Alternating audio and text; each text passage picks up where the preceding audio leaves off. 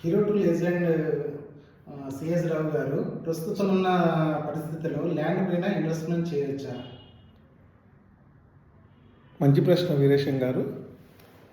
ఇప్పుడున్న పరిస్థితుల్లో ల్యాండ్ మీద ఇన్వెస్ట్ చేయొచ్చా అంటే చేయొచ్చండి, 100%.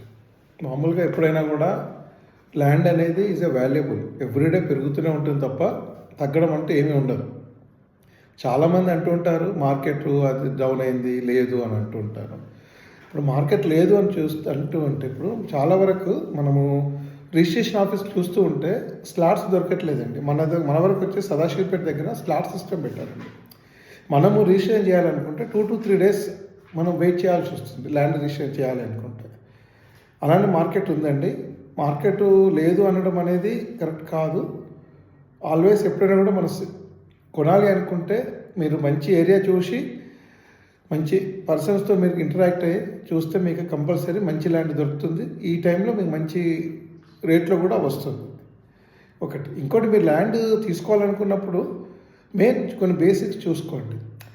అప్రూవల్ లేఅవుటా, డిటిసిపి లేఅవుటా, హెచ్ఎండిఏ లేఅవుటా, డెవలప్మెంట్స్ ఎలా ఉన్నాయి, ఆ కంపెనీ ఏ విధంగా ఉంది, ఏమైనా ఇంతకుముందు ఫ్యూచర్ ఏమైనా డెవలప్మెంట్ చేశారా, చేస్తే ఎలా ఉన్నాయి, ఇప్పుడున్న వెంచర్ ఎలా చేస్తున్నారు, బాగుందా లేదా చూడండి.